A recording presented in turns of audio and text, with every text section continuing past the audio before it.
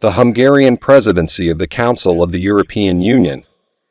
This is a logical idea, since the presidency ended on December 31, so we can take stock. What a surprise, we worked a lot. Many of us work a lot for the success of the Hungarian presidency. According to my understanding, there are several hundred people in the narrow circle of public administration, and this number may exceed 1,000, including related areas. This is a great opportunity to thank them. I thank everyone who worked for the success of the Hungarian presidency. Led by Minister Junos Boka, who did an outstanding job, they deserve to be applauded. Thank you, Junos.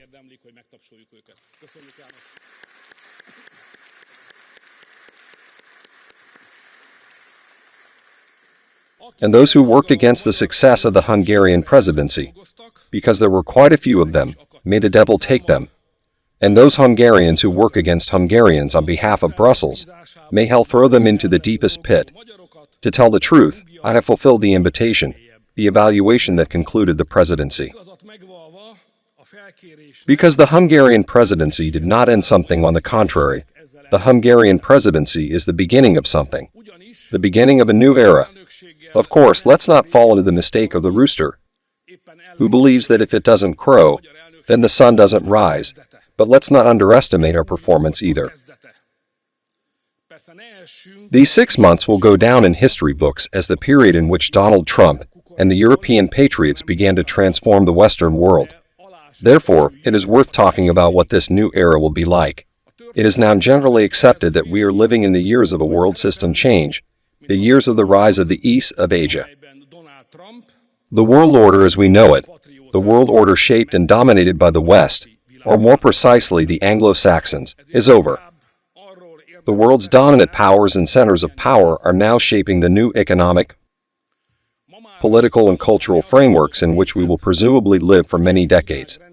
I see that the big boys are working hard and preparing for the new era with great enthusiasm. For example, they are working hard to create a new geopolitical framework. They want to ensure that things are going well in their immediate neighborhood, that they are not threatened by surprise or danger, and they want to assert their rights over the spheres of influence necessary for their own security. That is why the Russian-Ukrainian war is centered on Ukraine's NATO membership, which the Russians want and will do anything to prevent. That's why Greenland, Canada, and Panama appear on the international politics agenda. That's why the South China Sea and the fate of Taiwan are also in the daily news. The second area of great power preparation, let's say preparation, is the economy. The loudest battle cry is coming from new technologies and innovative industries. In China, after or alongside mass production, they are now shifting to innovative high-tech industries with high added value. Electromobility, space exploration, telecommunications, artificial intelligence. And this is the essence of Donald Trump's new American economic policy. Western liberals have invented it and built woke capitalism in recent decades. Western liberal politicians have replaced the aspects of competitiveness and performance with the propaganda of diversity.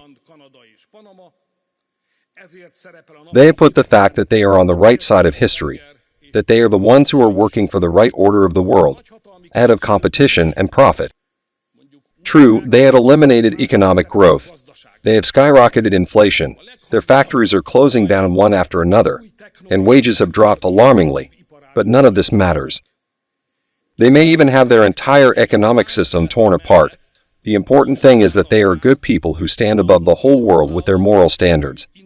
A telling example of this is the green transition and the green economic plan, which is currently destroying the European coast. This is woke capitalism. The good news is that America has woken up. They have realized that if this continues, the whole world, that China, will surely march past them, and at most it will be a receiving market for super-modern products manufactured elsewhere. If this continues, they will no longer write the future. At best they can read it. And then as time goes on, they will even lose the ability to understand what is happening around them and with them. That's why the United States decided to come off the drug. This is what Donald Trump's victory is about. And this is what the new American economic policy that will begin in 6.5 hours is about. The third area of the great competition is the competition in models of state organization. Everywhere they are looking for the most favorable, most productive forms of social organization. Exciting and instructive debates are taking place on this from Washington, China, India, and Russia, to Iran, Israel, and Turkey. What everyone who has eyes to see can see is that the Western liberal model of state organization, which they call liberal democracy, has failed. It collapsed under its own weight, or rather the weight of its own mistakes, and the place of its downfall was its own homeland, the United States, an over-bureaucratized state system, an over-regulated economy, a state incapable of movement and action, a state that ultimately works against its citizens, not for them. Well, that's what the Americans rebelled against. The American rebellion opens up the space, provides the opportunity, legitimizes the competition between modes of state organization. Here we have the battle of the American versus Brussels systems right in front of us from tomorrow. Finally, the fourth area of the competition is the area of policy serving identity, cohesiveness, cohesion, or in Hungarian, self-identity. Only a center of power can be successful, or the basis of state life is a common identity. History, language, religion are all things that liberal democracy has written off, perhaps even looked down upon, and considered obsolete. Ladies and gentlemen, how does this relate to the Hungarian presidency? What does this have to do with our work? My friends, for half a year we've seen firsthand what is going on in Brussels. We got to the core. We could examine it with a microscope. We got to the CET stomach, and what we found there wasn't pretty. I saw that the only geopolitical public foundation where they do not deal at all with these future-defining issues is Brussels. Neither with the changes in world politics nor with their consequences for us. The European Union is not only lagging behind in the competition, see expensive study, but it has not even begun to prepare for the competition.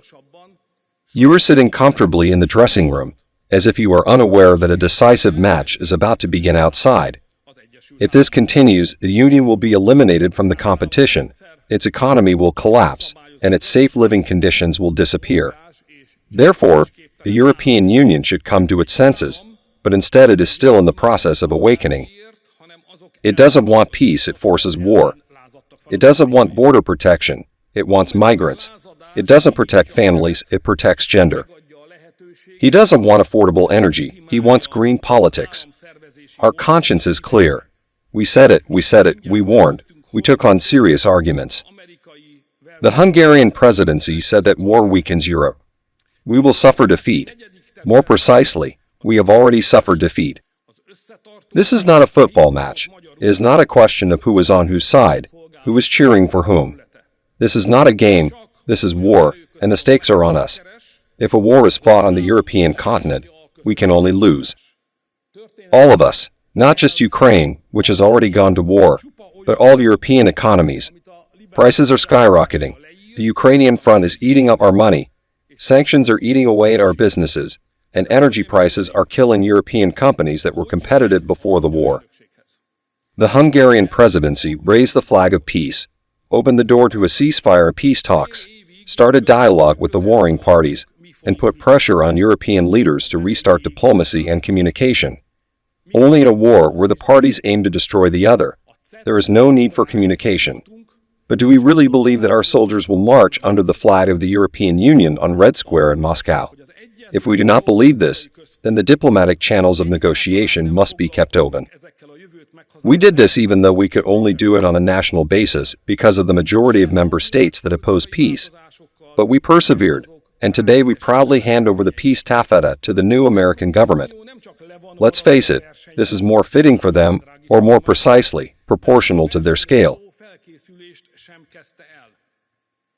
Good intentions, courage, diplomatic skill, Christian sense of duty are fine, but in the end, peace requires strength. In accordance with our own geopolitical interests, we have resolved the accession of Romania and Bulgaria to the border-free European area, launched association negotiations with Albania, and brought all Balkan countries closer to the European Union. We have adopted a common plan for simpler economic regulation, strengthening agriculture, and reducing energy prices. We have even achieved success in identity-strengthening policies. With Meloni at the forefront, we launched a rebellion against Brussels' migration policy. We held a demographic conference perhaps for the first time in the history of the European Union. We had documents recognizing the values of Jewish life adopted amidst a resurgent wave of anti-Semitism in Western Europe. And we founded the European Party of Patriots, which provides a strong representation of the national sovereignist idea in Brussels. Ladies and gentlemen, this has happened. This has been achieved in Europe. This is no small amount of progress. Indeed, it is progress not seen for years. The only question is where Hungary is in this. Like the big players, we Hungarians are working to be winners in the new world order that is now taking shape and which promises to be lasting. We modernized the basic structure of our economy in the early 2010s, shifted the focus of the tax system from labor to consumption, low taxes on labor, 1 million new jobs, full employment, an environment conducive to investments and businesses, continuous wage growth, except for 1 year, 2013, the year of war sanctions. We placed families at the center of the economy and society. Then we integrated universities into the economic system. We put research and innovation on a new foundation. And finally, we began building the most advanced new industries in Hungary. The world's most modern factories in the field of electromobility, building and launching our own satellite system, joining the most modern military research, launching cutting-edge laser industry and healthcare research. Since we even have a Nobel Prize winner in this field. This work never ends. There can never be enough new technologies. Instead of liberal democracy, we wrote a new constitution in 2010 that protects a new national family and community, builds on Christian traditions based on sovereignism, and introduced a method of state organization. As they say about us in America, we were Trump before Trump. We are doing well in the areas of economy, state organization, and self-identity. We are at the forefront of the world, not followers as we have been for centuries, but pioneers, modelers, brave experimenters. That is why we are icons for Western conservatives, and why Western liberals hate us from the bottom of their hearts. And it is precisely our struggles over the past 15 years that now give Hungary the opportunity for a new economic policy. We have just launched this new economic policy. Its first 21-point action plan is now becoming a reality in the Hungarian economy. Its political basis and backing are provided by the latest national consultation on economic neutrality.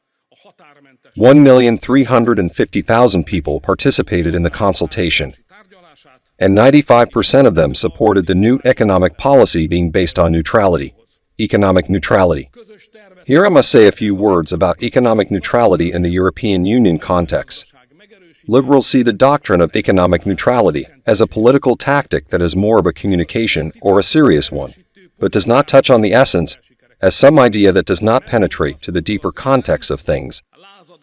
Whereas economic neutrality is the idea and political trend that defines Hungary's place and path in the international space, a place and path that is different, even contrary to the expectations of Brussels, we can say defines Hungary's policy of separate travel. The point is, ladies and gentlemen, that the European Union has been isolated by its current leaders. That they call us isolated. Do not fool us. We are facing an old communist trick. They always accuse their opponent of doing what they are doing. The truth is that there is no other continent that has been so isolated from the all-important player in the New World Order. Europe has isolated itself from the new American leadership. European liberals painted Donald Trump as a demon, and it is painful not only for us Europeans, but also for the new American administration. The EU isolated itself from China, calling one of the world's economic superpowers a systemic rival and launching a tariff war against it. The EU also isolated itself from Russia. European leaders claim the Russian-Ukrainian war as their own, and they have eliminated the combination of cheap Russian energy and advanced European technology and economic structure without replacing it with anything. And the Union has isolated itself from the continent of the future, Africa. Instead of common sense, they have imposed completely alien LGBTQ and gender policies as a condition for cooperation, and have thus made a system of relationships based on trust impossible. Meanwhile, during the Hungarian presidency, we Hungarians have continuously built future cooperation with the Republican Front, which has meanwhile won a landslide victory. We have maintained the communication channel and the cooperation with Russia that guarantees reasonable energy security. Almost half of Chinese high-tech investments in Europe come to Hungary, and Hungarian water industry and agricultural expertise is welcomed everywhere in Africa. If this continues, the Union will be the absolute loser of the New World Order. We thank you, but we do not ask for this losership. We want friends, cooperation, economic relations, business profits and advantages in international politics. And let us pause here, dear Brussels comrades, because the jaw that we have seen so far has also fallen. It is difficult to find a political class in the world as hypocritical as the Brussels bureaucrats. While they are demanding a divestment from Russian energy sources, more Russian liquefied natural gas has arrived in Western Europe than ever before. Meanwhile, large EU companies have also been purchasing their Russian crude oil, via some Asian detours. A Brussels official who gave a 45-minute presentation on the systemic avoidance of sanctions sums up his point by saying that sanctions are working. And when I look at the new sanctions package, I see that their imagination has now reached the point where they want to add football teams to this new list. Ladies and gentlemen, we Hungarians have a strategy worked out with Brussels for the coming world era. The results of this are obvious. Even our opponents only discuss these with embarrassed shame. Everyone has a job. Here, families pay the lowest utility bills in all of Europe. We brought down inflation to such an extent that we were able to increase pensions in real terms last year, and we were able to give pensioners 150 billion forints more than the increase in line with inflation. Wages started to rise. We doubled the family tax credit. We will introduce a workers' loan alongside the student loan. The fiscal deficit will decrease and the national debt will not increase. No one disputes that in 2025 the growth of the Hungarian economy will be at least twice that of the European Union. State investments worth 450 billion forints are being launched. Hungarian small and medium-sized enterprises will receive 1,400 billion forints in 2025. The savings of Hungarian families are at least 2 times the European Union average. Ladies and gentlemen, in light of this, the only question is, if Brussels is this way and we are that way. If they are this way and we are that way, what will the relationship between Brussels and Hungary be like in the coming years?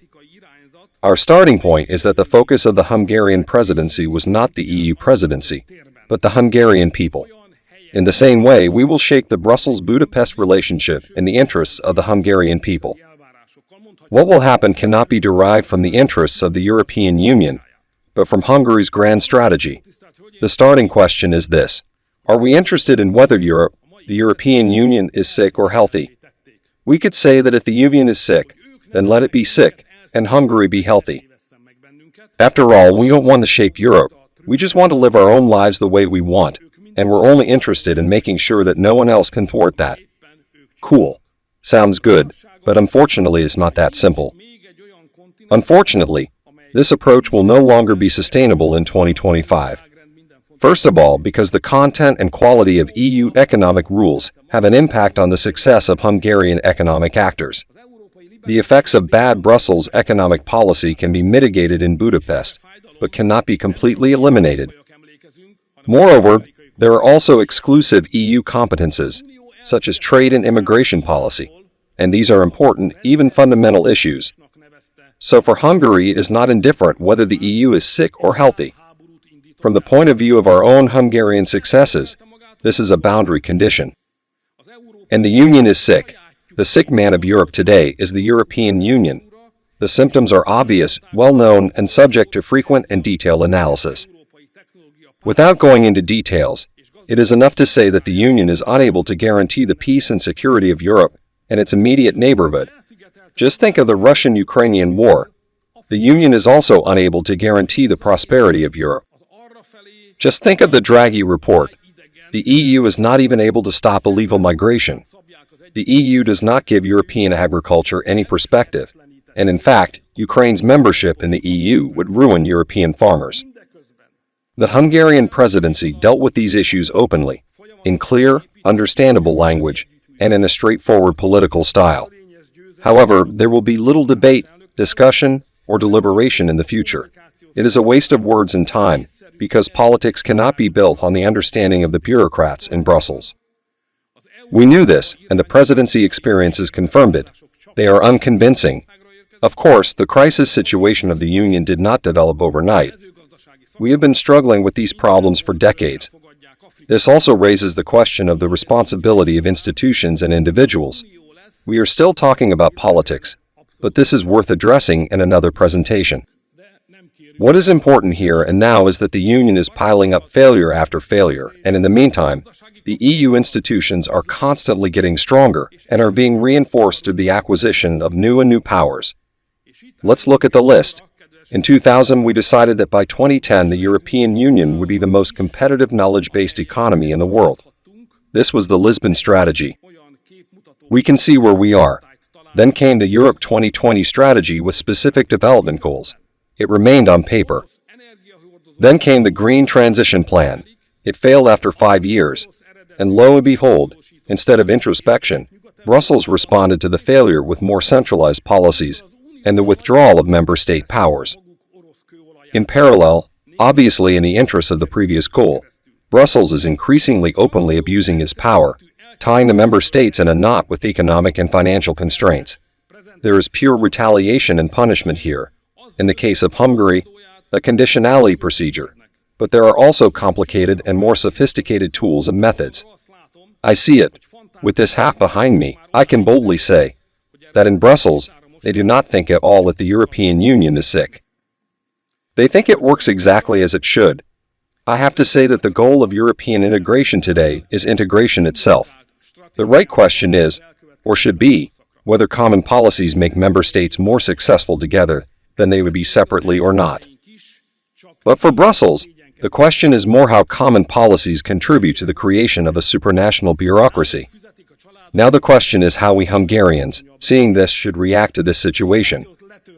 How to heal the Union, which aimed at federalization and the elimination of member state sovereignty. In short, I can answer this question for you by saying that change is needed, and this change can be achieved through political means, from the outside, and through conflicts with Brussels. Of course, it is also worth using tools within the EU. For example, agreements need to be made from time to time, but in reality, we Hungary are the opposition to the Brussels system. Consequently, we are also the opposition to the political elite that has grown up with the Brussels system. Let's be honest. Brussels is under occupation by an oligarchy organized by the left liberal and transatlantic elite. It is a system of power. This is a system of power that is not European, but global. It is not a democracy, but an oligarchy, and it is not based on the sovereignty of nation-states, but federal. Even the blind can see that the progressive liberal United Front, staffed with the money of Soros Georgi, stands opposite us. They attack us because we are sovereignists, even patriots. They attack us because we demand that the rule of law apply to Brussels as well. They attack us because we demand that the fight against corruption apply to Brussels as well. Here is the embarrassing case of Commissioner Reinders. For years he has been slandering Hungary, accusing it of violating the rule of law and corruption. Now when his mandate is ended, he is already under criminal proceedings for corruption and abuse of power. And we are being educated by those who do not even notice the log in their own eye. Sirs, gentlemen, we know their fighting style. They use every means, if necessary, promising jobs, scholarships, recognition, limelight, power, and money. If necessary, they threaten with money, fines, financial sanctions, and deprivation of civil rights. Let us have no illusions. There will always be those among us who are scared and think there is a lesser evil. If we do not end this spiral of extortion now, it will only get worse. Then, of course, come the current favorites, who stand in their ranks and place them on the necks of the member states. Let's keep our watchful eye on Warsaw. The Polish conservative government was actually replaced by the Brussels bureaucrats with today's liberal Polish government. We can see that their tools are not ineffective and not without danger. In contrast, our political power is fed by a different source. We do not expect Brussels to admit us into the halls of power. Our strength does not come from Brussels or from the approval of the left liberal elite. We ask and receive authority from European citizens. The European elections brought a new right-wing majority within realistic reach, capable of overthrowing the Brussels elite. And the Hungarian presidency held a demonstration of strength for the first time in the European Parliament debate. This is the new force. The Hungarian presidency has proven the necessity and possibility of change. The constellation under which we stand now is much more favorable than it was in 2024. Not only have we become stronger, in the meantime the flagship of Western liberal politics has also sunk. The Western world has gained a patriotic, peace-loving, anti-migration, pro-family president in Washington. Only a few more hours and even the sun will shine differently over Brussels. A new president in America, a large patriotic faction in Brussels, great enthusiasm, experienced patriots who love their country. So the big attack can begin. I hereby launch the second phase of the occupation of Brussels, the flanking operation.